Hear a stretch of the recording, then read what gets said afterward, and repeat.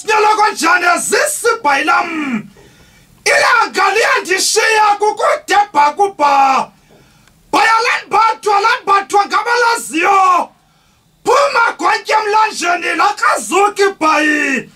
bafazi thungana amabhayi aphelile bhayi bhayi nomathemba ndiyakushiya sawudibane bhayi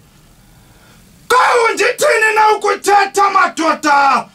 kungase kuphinde kuhlwe ndisathetha yiloo nto ke ndisithi ngolo hlobo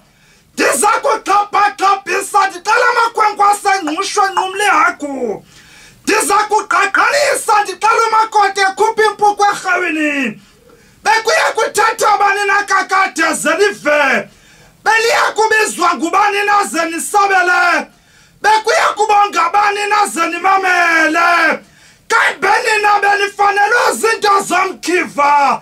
kakade mna ndingumXhosa ahlumayo ndakuthi ndakuqala pha kuthiwe ngokuqala ngapha sendithi ndaqala ngapha kuthiwe ngokuqala ngapha yana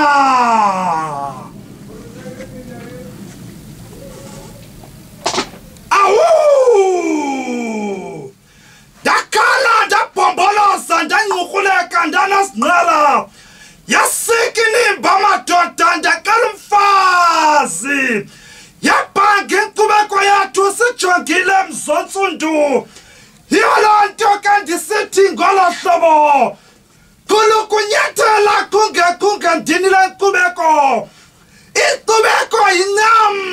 efana nencam yasebhokhwe sencembu masizingca sibe nelunde ngenkcubeko yethu masilithande silihloniphe ilwimi lethu masihloniphe amasiko nezithethe khona ukuze sibe nesidima ayashukuma amathambalala ukuthula madoda the bones of our ancestors are vibrating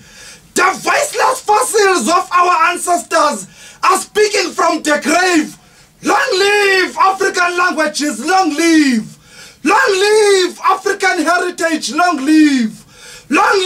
African cultures, long live aga wajono hili inimba maibenye bafazi latsho nesele bathathile kaloku abantwana bomqhuba ndithatha mna ngeenkosi zomthonyama besithi masibuyele mbo besithi masibuyele kundala kandalashe yo